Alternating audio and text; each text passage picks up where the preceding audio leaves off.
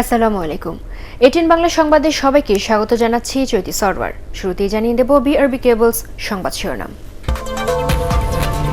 সাজাপ্রাপ্ত হওয়ায় বিদেশে যেতে পারছেন না খালেদা জিয়া।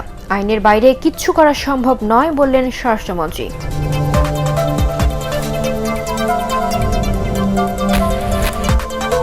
মহাসড়কে বিজিবি মোতায়েন করেও ঠেকানো যাচ্ছে না ঈদে ঘরমুখো মানুষের ঢল।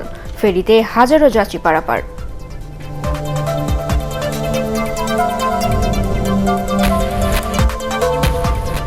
পরিবারের সদস্যদের সুরক্ষার কথা চিন্তা করে ঈদে বাড়ি না গিয়ে দেশবাসীকে ধৈর্য ধরার আহ্বান প্রধানমন্ত্রীর।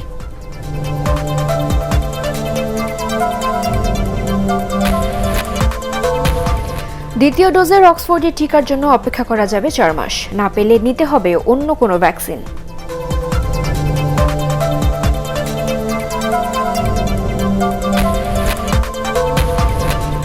এবং পবিত্র লাইলাতুল কদরে রাতভর ইবাদত বন্দিগিতে ব্যস্ত থাকবেন ধর্মপ্রাণ মুসলমানরা।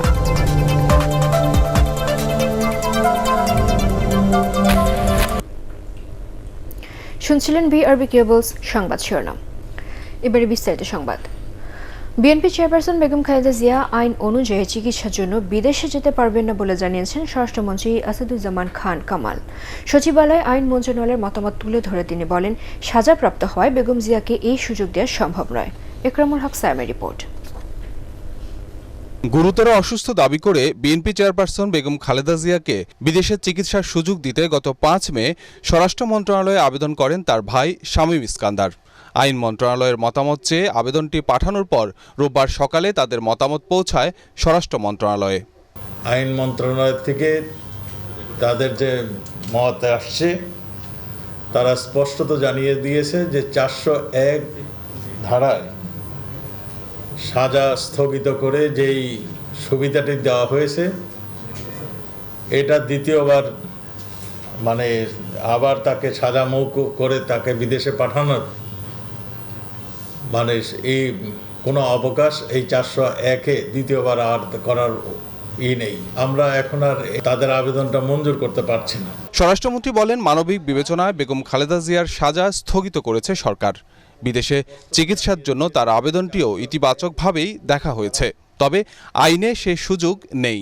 আমাদের আইন অনুযায়ী যেটুকু করণীয় আমরা সেটুকু করছি। সেখানে মানবতার প্রশ্ন হচ্ছে সেটাও আমরা করেছি এবং বিএনপি মানে এটা আবেদন করতেই পারে, কিন্তু আমাদের তো আইনের বাইরে আমরা কিছু করতে পারি না। শর্ত সাপেক্ষে সেই সাজা স্থগিত হয়েছিল যে তিনি বিদেশে যেতে পারবেন না কিংবা সব বাসার থেকেই চিকিৎসা নেবেন। বেগম খালেদা জিয়া বর্তমানে রাজধানীর এভার কেয়ার হাসপাতালে চিকিৎসাধীন। করোনা আক্রান্ত হয়ে সেখানে ভর্তি হলে সম্প্রতি করোনা মুক্ত হন তিনি। ইকরামুল হক সায়েম, এটিএন বাংলা, ঢাকা।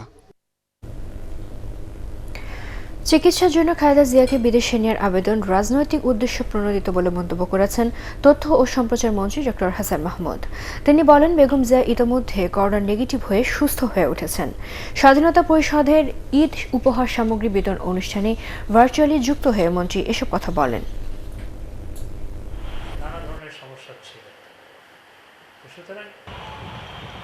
বেগম খালেদা জিয়া এখানে চিকিৎসা নিয়ে সুস্থ হয়ে উঠছেন, সুতরাং তাদের এই বিদেশ নিয়ে যাওয়ার জন্য যে নিবেদন এটি আসলে তাকে চিকিৎসা দেওয়ার উদ্দেশ্য নয়, বরং এটি রাজনৈতিক উদ্দেশ্যে বিএনপির যে সমস্ত নেতৃবৃন্দ তাকে বিদেশ পাঠাতে বলছে সেটার মধ্যে কোনো দুর্বিসন্ধি আছে কিনা সেটিও আসলে একটি জিজ্ঞাস্য বিষয়। করোনা নেগেটিভ হওয়ার পর হাসপাতালে চিকিৎসাধীন বেগম খালেদা জিয়ার শারীরিক অবস্থার উন্নতি হয়েছে বলে জানিয়েছেন বিএনপি মহাসচিব মির্জা ফখরুল ইসলাম আলমগীর। তবে তিনি এও জানিয়েছেন, বার্ধক্যজনিত শারীরিক জটিলতা থাকায় এভার কেয়ারের সিসিইউতে বেগম জিয়ার চিকিৎসা চলছে। দলের স্থায়ী কমিটির সিদ্ধান্ত জানাতে ভার্চুয়াল সংবাদ সম্মেলনে মির্জা ফখরুল এসব কথা জানান। তিনি অনেকগুলো অসুখে ভুগছেন দীর্ঘকাল থেকে এবং দীর্ঘকাল কারাভোগ করার কারণে কোনো চিকিৎসা না হওয়ার কারণে কিন্তু সেগুলো অ্যাগ্রাভেট করেছে, বেড়েছে। তবে আশার কথা হচ্ছে যে she is showing a sign of progress. চিকিৎসাগত যে পদ্ধতিগুলো সেগুলো কিন্তু আপনার একেবারে সিসিইউ ছাড়া অন্য কোথাও সম্ভব না। লকডাউনে দূরপাল্লার বাস বন্ধ রয়েছে, সড়ক মহাসড়কে আছে পুলিশি চেকপোস্ট, জনসমাগমে আছে করোনা ঝুঁকি।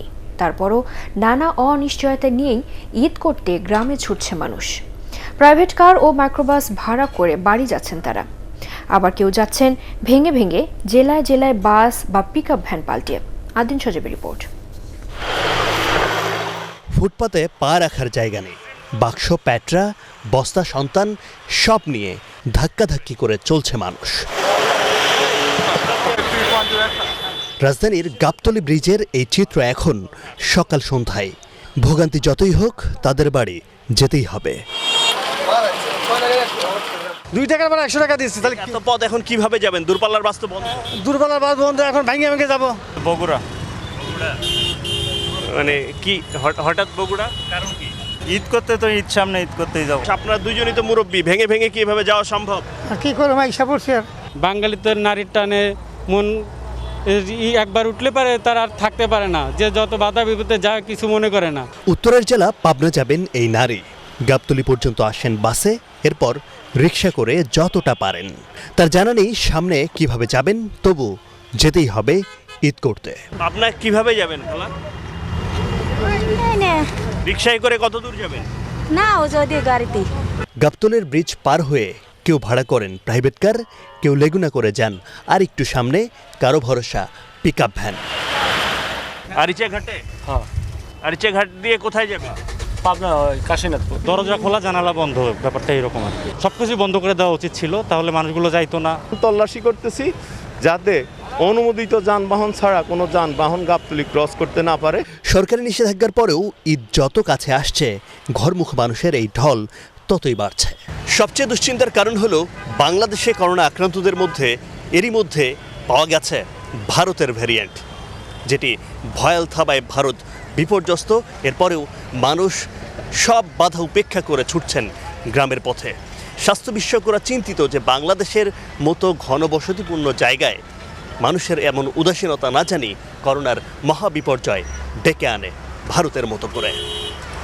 আদিন সজীব, এটিএন বাংলা, গাবতলী, ঢাকা।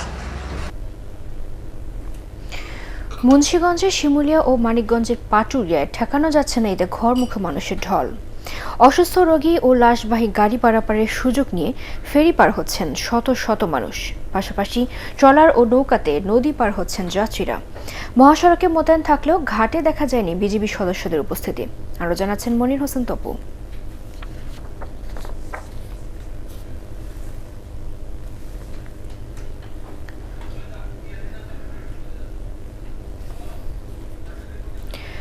দর্শক, রিপোর্টটি প্রক্রিয়াধীন আছে, আমরা পরবর্তীতে আবার দেখাবো। চলে যাচ্ছি পরবর্তী সংবাদে। সরকার ঘোষিত 3 দিন নয়, গার্মেন্টস মালিকরা চাইলে কর্মীদের আরও বেশি ছুটি দিতে পারবেন, তবে এই সময় তাদের কর্মস্থলের আশেপাশে থাকতে হবে। গার্মেন্টস মালিক ও শ্রমিক নেতাদের সাথে বৈঠক শেষে এই সিদ্ধান্ত জানান শ্রম ও কর্মসংস্থান প্রতিমন্ত্রী মুনুজান সুফিয়ান। সোমবারের মধ্যে শ্রমিকদের মে মাসের বেতন এবং ঈদ বোনাস পরিশোধেরও নির্দেশনা দেন তিনি। আরও জানাচ্ছেন মাহবুব কবির চপল। গার্মেন্টস কারখানা ছুটি হওয়ার আগেই গ্রামমুখী মানুষের ঢল ফেরিঘাট সহ সবখানে। এ অবস্থায় ঈদের আগে গার্মেন্টস ছুটি হলে পরিস্থিতি কি হবে তা নিয়ে শঙ্কা তৈরি হয়েছে। প্রায় 40 লাখ পোশাক কর্মী যাতে কর্মস্থল ছাড়তে না পারেন সেজন্য 3 দিনের বেশি ছুটি না দেওয়ার নির্দেশনা ছিল সরকারের, তবে তাতে আপত্তি শ্রমিক নেতাদের। লকডাউন যদি লকডাউনের মতো হতো তাহলে আজকে গার্মেন্টস শ্রমিকরাও 3 দিন কেন 2 দিন ছুটি দিলেও তারা সেই ছুটি মানবে। মালিক এবং সরকার উদ্যোগ নিয়ে শ্রমিকদের একেবারে জীবনের নিরাপত্তার নিশ্চয়তা দিয়ে তাদেরকে বাড়িতে পৌঁছানোর ব্যবস্থা করুন। কালকের মধ্যে সমস্ত বেতন ভাতা, ওভারটাইম এবং অন্য কোনো টাকা যদি পাওনা থাকে সেটা মালিককে অবশ্যই পরিশোধ করতে হবে। মালিক পক্ষ জানায় বেশি ছুটি দিতে তাদের আপত্তি নেই, কিন্তু কর্মীরা যথাসময়ে উপস্থিত হতে পারবে কিনা সে দায়িত্ব তাদেরই নিতে হবে। আমাদের কোনো ছুটির ব্যাপারেও দিতে বাধা নেই, আর আমরা টাকাটা কিভাবে অ্যাডজাস্ট করব বা দিব সেটাও আমাদের মনে হয় হাতেম ভাই বলেছেন এটাই চূড়ান্ত কথা না। আসেন আমরা কিভাবে আলোচনা করে এ ব্যাপারে একটা সুন্দর সিদ্ধান্ত নেই যে আমাদের শ্রমিক ভাই বোনরা যাতে খুশি হয়। ছুটি কিংবা বেতন বোনাস নিয়ে যাতে অনাকাঙ্ক্ষিত পরিস্থিতির সৃষ্টি না হয় সে বিষয়ে ব্যবস্থা নিতে গার্মেন্টস মালিকদের পরামর্শ দেন শ্রম প্রতিমন্ত্রী। উভয় পক্ষ বসে এই ছুটিটা নির্ধারণ করেন, বোনাস আর বেতন বাকি যে ফ্যাক্টরিগুলো আছে 10 তারিখ এটা আপনারা দিয়ে ফেলেন। শ্রমিক অসন্তোষ হলে সেই কারখানার বিরুদ্ধে আইনি ব্যবস্থা নেওয়ার কথাও বলেন প্রতিমন্ত্রী। তা রক্ষা করার জন্য মাহবুব কবির চপল, এটিএন বাংলা, ঢাকা। মুন্সিগঞ্জের শিমুলিয়া ও মানিকগঞ্জের পাটুরিয়ায় ঠেকানো যাচ্ছে না ঈদে ঘরমুখী মানুষের ঢল। অসুস্থ রোগী ও লাশবাহী গাড়ি পারাপারের সুযোগ নিয়ে ফেরি পার হচ্ছেন শত শত মানুষ। পাশাপাশি ট্রলার ও নৌকাতে নদী পার হচ্ছেন যাত্রীরা। মহাসড়কে মোতায়েন থাকলেও ঘাটে দেখা যায়নি বিজিবি সদস্যদের উপস্থিতি। আরও জানাচ্ছেন মনির হোসেন তপু। লকডাউনে সরকারিভাবে ফেরি চলাচল বন্ধ, তা সত্ত্বেও গ্রামের বাড়িতেই ঈদ করতে হবে এই সব মানুষকে। তাই শত কষ্ট আর বাধা বিপত্তি পায়ে ঠেলে পথ চলা দক্ষিণ অঞ্চলগামী যাত্রীদের। অনেকেই রওনা হন ব্যক্তিগত গাড়িতে। শত ভোগান্তি মাথায় নিয়ে ফেরিঘাটে জড়ো হন দক্ষিণ অঞ্চলগামী অসংখ্য মানুষ। এই ঘাটে রোববার সকাল থেকে বিকেল পর্যন্ত ছেড়ে যায় 7টি ফেরি। মুমূর্ষু রোগী ও মরদেহ নিয়ে অ্যাম্বুলেন্সের পাশাপাশি নদী পার হয় অসংখ্য ব্যক্তিগত ও পণ্যবাহী গাড়ি। একই সাথে ছিল সাধারণ যাত্রীর ভিড়। ফেরি ছাড়াও নৌকা ও ট্রলারেও নদী পার হন তারা।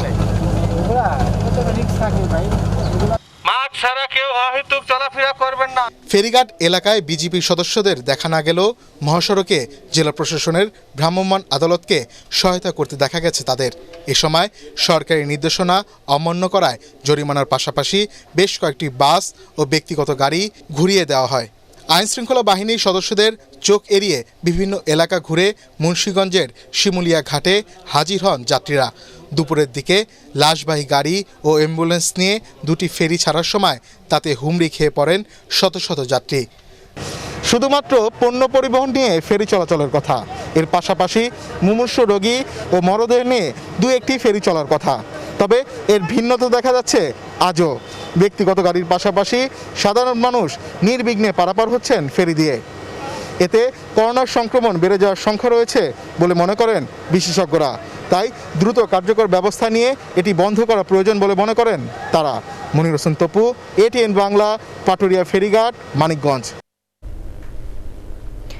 পরিবারের বয়স্ক সদস্যদের সুরক্ষার কথা চিন্তা করে ঈদে বাড়ি না গিয়ে দেশবাসীকে ধৈর্য ধরার আহ্বান জানিয়েছেন প্রধানমন্ত্রী শেখ হাসিনা। যারা বাড়ি যাবেন তারা অন্যদের মৃত্যু ঝুঁকিতে ফেলবেন বলেও সতর্ক করেন তিনি। পূর্বাচল আবাসন প্রকল্পের ক্ষতিগ্রস্তদের প্লট বরাদ্দ অনুষ্ঠানে এসব কথা বলেন প্রধানমন্ত্রী। আপেল মাহমুদের রিপোর্ট। প্রায় ৬,২২৭ একর জায়গায় আধুনিক ও পরিবেশ বান্ধব শহর গড়ে তুলতে ঢাকা ও পার্শ্ববর্তী এলাকায় একাধিক আবাসন প্রকল্প গড়ে তুলছে সরকার। এরই অংশ হিসেবে পূর্বাচল প্রকল্পে ২৬,২১৩টি আবাসিক, ৪৭২টি প্রাতিষ্ঠানিক ও প্রায় ১,০০০ বাণিজ্যিক প্লট বরাদ্দ দেওয়া হয়েছে। সেখানে থাকতে পারবে প্রায় ১৫ লাখ মানুষ। গণভবন থেকে ভিডিও কনফারেন্সে যুক্ত হয়ে পূর্বাচলের আগের বাসিন্দা ১,৪৪০ জনকে ক্ষতিগ্রস্ত হিসেবে প্লট হস্তান্তর করেন প্রধানমন্ত্রী। তিনি বলেন, দেশের কোনো মানুষ যেন গৃহহীন না থাকে সেজন্য কাজ করছে সরকার। সকল বিভাগীয় শহরে আবাসন প্রকল্পের পরিকল্পনার কথাও জানান তিনি। যাদের এত বিশাল বিশাল অট্টালিকা, বাড়িঘর, ফ্ল্যাট সবই আছে, তাদের আরও লাগবে কেন? মরলে তো সবাইকে যেতে হবে সেই কবরের মাত্র 3,500 জায়গায়। যেখানে বড় লোকদের একটু দৌরাত্ম্য বেশি থাকে সেখানে আবার কাজ করা বেশ কঠিন হয়ে পড়ে। তারপরেও আমি এখনকার আমাদের যারা এখন সচিব বা মন্ত্রী বা অন্যান্য যারা এই প্লটগুলি তৈরি করাতে কাজ করেছে তাদেরকে আমি ধন্যবাদ জানাচ্ছি যে তারা, আমি জানি অনেক কষ্ট করে তারা এটা করেছেন। দেশে করোনার ভারতীয় ধরন শনাক্ত হওয়ায় ঈদ পালনে দেশবাসীকে সতর্ক করেন প্রধানমন্ত্রী। নতুন একটা ভাইরাস এসেছে, এটা আরও বেশি ক্ষতিকারক, যাকে ধরে সাথে সাথে তার মৃত্যু হয়। সেই জন্য আপনি নিজে সুরক্ষিত থাকেন, অপরকে সুরক্ষা দেন। একটা ঈদে কোথাও না যেয়ে নিজের ঘরে থাকতে কি ক্ষতিটা হয়? কাজে আপনারা এই ছুটোছুটি না করে যে যেখানে আছেন সেইখানে থাকেন, সেইখানে নিজের মতো করে ঈদটা উদযাপন করেন, একটু ধৈর্য ধরেন এবং নিজের ভালো চিন্তা করেন, সাথে সাথে নিজের পরিবারের ভালো চিন্তা করেন। নিজের অবহেলায় যেন কারো মৃত্যু না হয় সেজন্য সবাইকে স্বাস্থ্যবিধি মেনে চলার পরামর্শ দেন প্রধানমন্ত্রী শেখ হাসিনা। আপেল মাহমুদ, এটিএন বাংলা, ঢাকা। ঈদকে সামনে রেখে ঘরমুখো মানুষের ঢল দেখে আবারও করোনা সংক্রমণ বাড়ার আশঙ্কা করছে স্বাস্থ্য অধিদপ্তর। নিয়মিত অনলাইন বুলেটিনে অধিদপ্তরের মুখপাত্র বলেন, ভারতীয় ভেরিয়েন্ট যাতে ছড়াতে না পারে সে বিষয়ে সবাইকে সতর্ক থাকতে হবে। এদিকে করোনা ভাইরাসে দেশে আরও 56 জন প্রাণ হারিয়েছেন, নতুন শনাক্ত 1386 জন। আরও জানাচ্ছেন মইনুল হাসান। করোনা সংক্রমণ ও মৃত্যুহার যখন নিম্নমুখী, তখন বিধিনিষেধ উপেক্ষা করে আবারও গ্রামমুখী মানুষের ঢল নতুন করে উদ্বেগ ছড়াচ্ছে। স্বাস্থ্য অধিদপ্তরের মুখপাত্র ডাক্তার নাজমুল ইসলাম বলেন, এ অবস্থা চলতে থাকলে ঈদের পর আবারও পরিস্থিতির অবনতি হতে পারে। কারণ আমরা করোনা পরিস্থিতি সবার চেষ্টাতে যে জায়গাতে এসেছে, যদি এখানে শিথিলতা দেখানো হয়, এইখানে যদি এইরকম গাদাগাদি করে মানুষ ভ্রমণ করতে থাকে, তাহলে ঈদের পর কিন্তু পরিস্থিতিটি যে কোনো সময় ভালো থেকে খারাপের দিকে চলে যেতে পারে, এই আশঙ্কা আমাদের আছে। ভারতীয় যে ভেরিয়েন্টটি এসেছে এটিকে অত্যন্ত সতর্কতার সঙ্গেই আমাদের দেখা উচিত, তার প্রতি আমাদের বিশেষ মনোযোগ আছে। আমরা মনে করি যে পুরো দেশবাসী ভয় না পেয়ে সাহসের সঙ্গে এই পরিস্থিতিতে যদি মোকাবেলা করা যায়, তাহলে আমরা এখন খানিকটা স্থিতি জায়গায় এসে পৌঁছেছি, সেই অবস্থানটি ধরে রাখা সম্ভবপর হবে। এদিকে করোনা ভাইরাসে গত 24 ঘন্টায় দেশে আরও 56 জন মারা গেছেন। এ নিয়ে মোট মৃতের সংখ্যা দাঁড়ালো 11,934 জনে। স্বাস্থ্য অধিদপ্তরের সংবাদ বিজ্ঞপ্তিতে জানানো হয়, প্রায় 17,000 নমুনা পরীক্ষায় আরও 1,386 জনের করোনা শনাক্ত হয়েছে। শনাক্তের হার 8.19%। 24 ঘন্টায় সুস্থ হয়েছে 3,329 জন। মইনুল হাসান, এটিএন বাংলা, ঢাকা। করোনা ভাইরাসের ক্ষেত্রে সামান্যতম উদাসীনতা ভবিষ্যতের বিপজ্জনক পূর্বাভাস বলে মন্তব্য করেছেন আওয়ামী লীগ সাধারণ সম্পাদক ওবায়দুল কাদের। তিনি বলেন, ভারতের করোনা ভাইরাসের ভয়ঙ্কর ধরন দেশে শনাক্ত হয়েছে। এই অবস্থায় সচেতনতা ছাড়া সংক্রমণ প্রতিরোধের কোনো বিকল্প নেই। রাজধানীর ডিপ্লোমা ইঞ্জিনিয়ার্সে বঙ্গবন্ধু ডিপ্লোমা প্রকৌশলী পরিষদের এক সভায় ভার্চুয়ালি যুক্ত হয়ে ওবায়দুল কাদের এসব কথা বলেন। ঊর্ধ্বমুখী তারা কিছুটা নিম্নমুখী হলেও বিপদ এখনো কাটেনি, তবুও মানুষ ছুটছে শহর থেকে গ্রামে, গ্রাম থেকে শহর। বিশাল একটি অংশ মানছে না স্বাস্থ্যবিধি। এই উদাসীনতা, অবহেলা আমাদের ছিটকে দিতে পারে এই পৃথিবী থেকে। আসুন যার যার অবস্থান থেকে ঈদ উদযাপন করি, ঘরে ঘরে সচেতনতা দুর্গ গড়ে তুলে।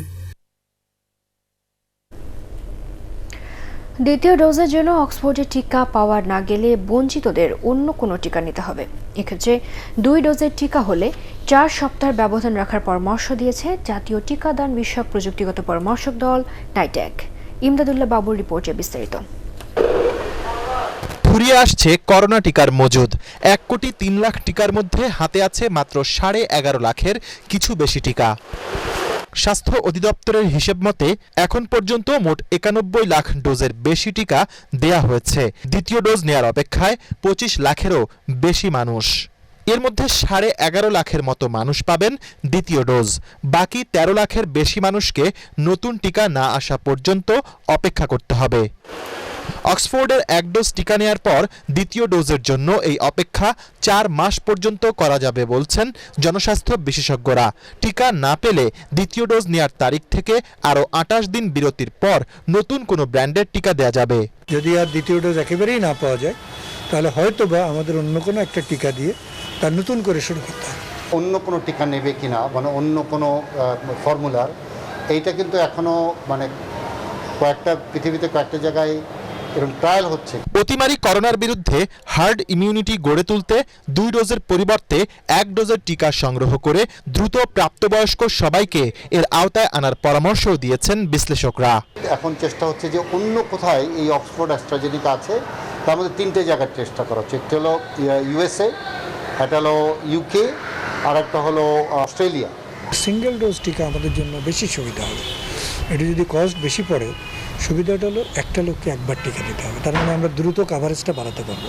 স্পুটনিকের যেটা নতুন লাইট টিকাটা তৈরি হয়েছে, প্লাস জনসন অ্যান্ড জনসন। সুতরাং আমার মনে হয় বাংলাদেশের এই দুটো টিকার জন্য বেশি মনোযোগ দেওয়া দরকার। কোনো একটি দেশের মুখাপেক্ষী না হয়ে বিভিন্ন উৎস থেকে টিকা সংগ্রহ ও দেশেই করোনা টিকা উৎপাদনের উদ্যোগ নিতে সরকারকে তাগিদ দিয়েছেন জনস্বাস্থ্য বিশেষজ্ঞরা। ইমদাদুল্লাহ বাবু, এটিএন বাংলা, ঢাকা। রাজধানী সোহরাওয়ার্দী উদ্যানে গাছ কাটা ও অবকাঠামো নির্মাণের বিষয়ে আদালত অবমাননার আবেদন করা হয়েছে হাইকোর্টে।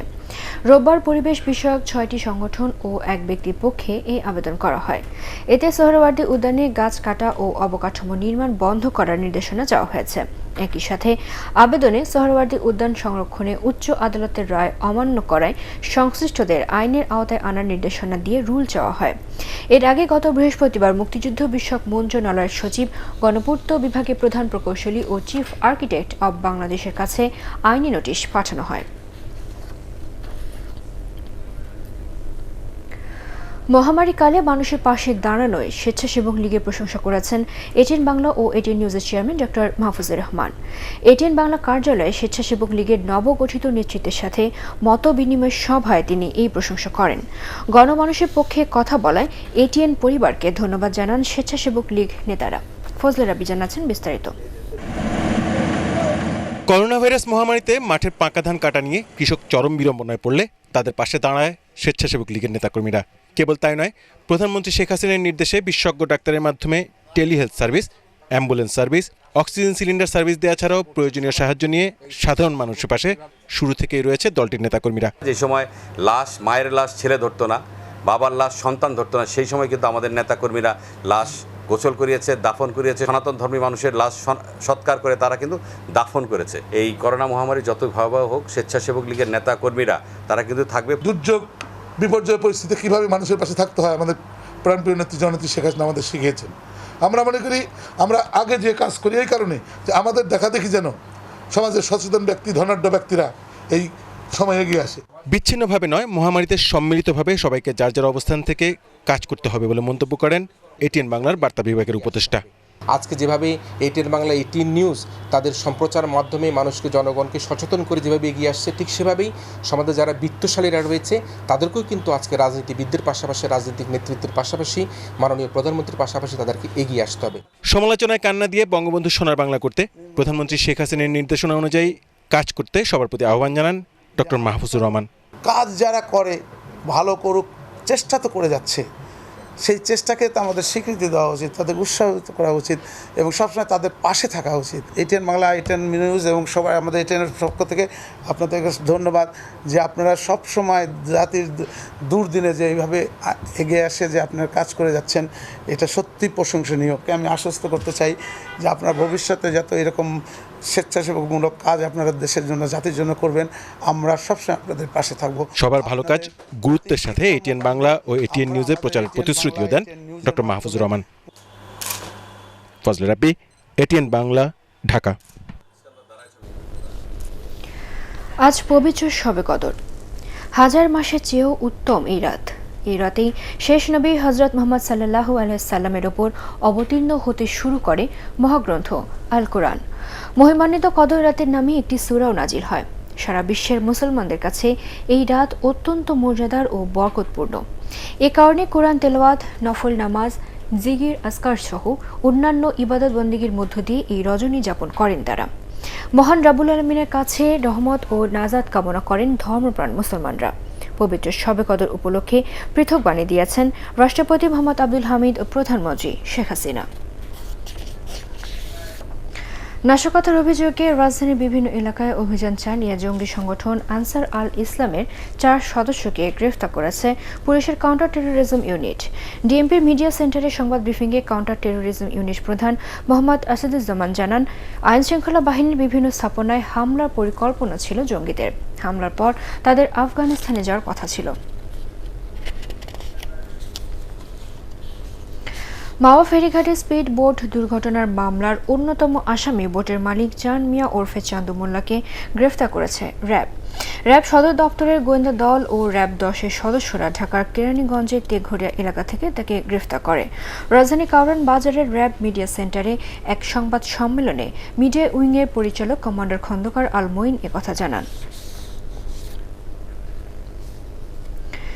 বিশিষ্ট পরমাণু বিজ্ঞানী ও প্রধানমন্ত্রী শেখ হাসিনার স্বামী doctor M A Wazed Miah এ দেশের মানুষের জন্য অনুকরণীয় ব্যক্তিত্ব বলে মন্তব্য করেছেন তথ্য ও যোগাযোগ প্রযুক্তি প্রতিমন্ত্রী জুনায়েদ আহমেদ পলক।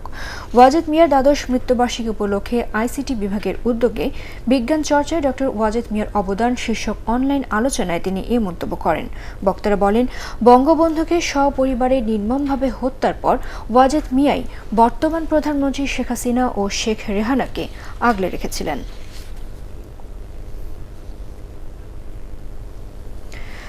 অসহায় ও দুস্থদের মাঝে প্রধানমন্ত্রীর নির্দেশে ঈদ সামগ্রী বিতরণ করেছেন আওয়ামী লীগের দপ্তর সম্পাদক বিপ্লব বড়ুয়া।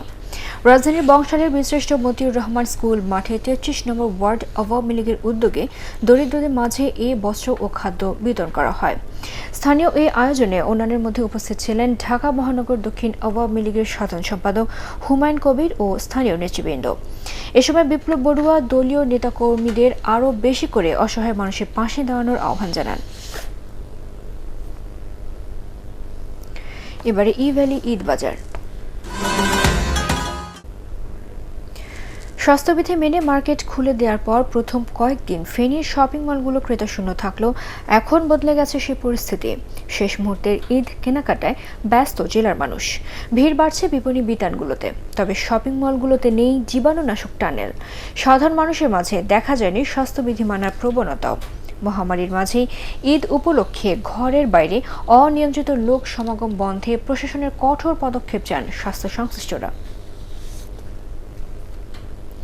আল আরাফা ইসলামী ব্যাংক অর্থ সংবাদ।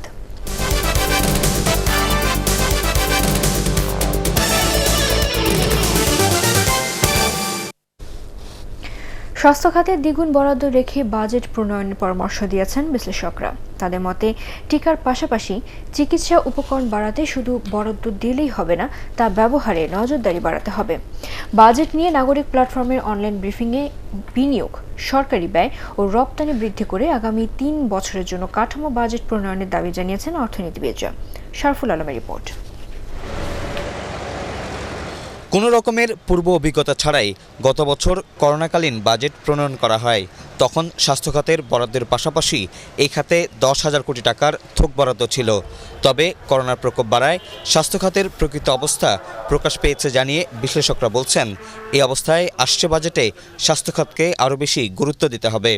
ICU bed, ventilator, testing equipment ইত্যাদির সংকুলন। দ্বিতীয় হলো টিকার সংগ্রহ, স্বাস্থ্য ব্যবস্থার জবাবদিহিতা নিশ্চিতকরণ। আমাদেরকে ন্যাশনাল হেলথ সিকিউরিটি অফিস এর মতো একটি প্রতিষ্ঠান তৈরি করতে হবে। করোনা মন্দায় আয় কমেছে 60% মানুষের। সবচেয়ে বেশি ক্ষতিগ্রস্ত হয়েছেন শ্রমজীবী জনগোষ্ঠী। সরকারি ব্যয় বাড়িয়ে কর্মসংস্থান হয় এমন খাতে নতুন বিনিয়োগ চান অর্থনীতিবিদরা। পিছিয়ে পড়া ও দরিদ্র মানুষের সহায়তায় সামাজিক সুরক্ষা খাতে 50% অতিরিক্ত বরাদ্দের দাবিও তাদের। কোভিড-19 এর কারণে প্রায় 1,30,00,000 লোক এর কর্মসংস্থান ঝুঁকির মধ্যে আছে। ওয়ার্কার্স ওয়েলফেয়ার ফান্ড আছে, তো এটার একটা প্রপার যথাযথ ব্যবহার যেন করা হয়। বিনিয়োগ যদি ঠিক রাখা না যায় তা কর্মসংস্থানের ক্ষেত্রে অসুবিধা হবে। তৃতীয়ত হলো সরকারি ব্যয়, একে বাড়াতে হবে। নেট এক্সপোর্টের কথা বলছি, 2 থেকে 3 বছরের একটি কাঠামো নিয়ে চিন্তা করা উচিত। অভ্যন্তরীণ বাজার সম্প্রসারণে কৃষি, এসএমই, আইটি খাতে আরও বেশি ভর্তুকি দেওয়ার প্রস্তাব ব্যবসায়ী ও অর্থনীতিবিদদের। শারফুল আলম, এটিএন বাংলা, ঢাকা। এবারে আন্তর্জাতিক সংবাদ।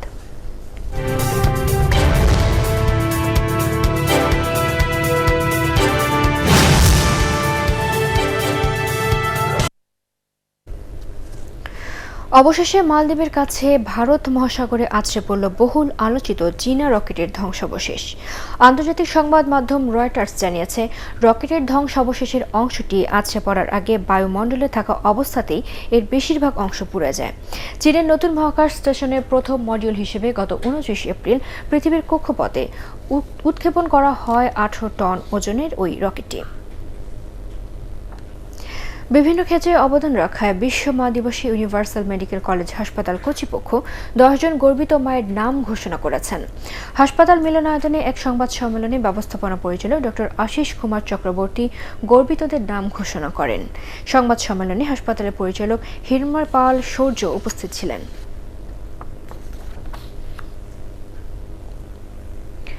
করোনা ক্ষতিগ্রস্তদের সহায়তায় খাদ্য সামগ্রী ও ওষুধ বিতরণ করেছে জাতীয় প্রতিবন্ধী ফোরাম ও জাতীয় প্রতিবন্ধী ক্রীড়া সমিতি।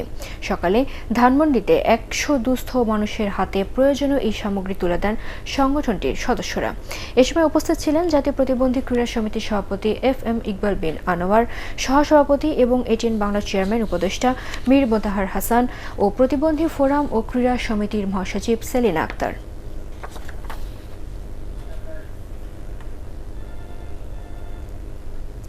জানিয়ে দেব পার্টিক্স খেলার খবর।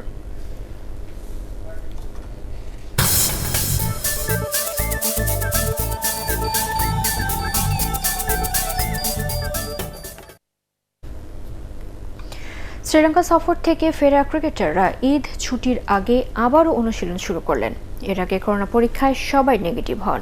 মিরপুরে দুপুরে রিপোর্টিংয়ের জন্য উপস্থিত হন মুশফিক, তামিম, তাসকিনরা। এরপর নেটে ব্যাটিং করে নিজেদের প্রস্তুতি সারেন তারা। এদিকে ভারত থেকে IPL খেলে ফেরা সাকিব আল হাসান আর মুস্তাফিজুর রহমানের করোনা পরীক্ষার নেগেটিভ এসেছে। তবে সরকার ঘোষিত 14 দিনের কোয়ারেন্টিন পর্ব শেষ না হওয়ায় অনুশীলনে যোগ দিতে পারেনি তারা। লঙ্কানদের বিপক্ষে 3 ম্যাচের ওয়ানডে সিরিজকে সামনে রেখে অনুশীলন করছে টাইগাররা।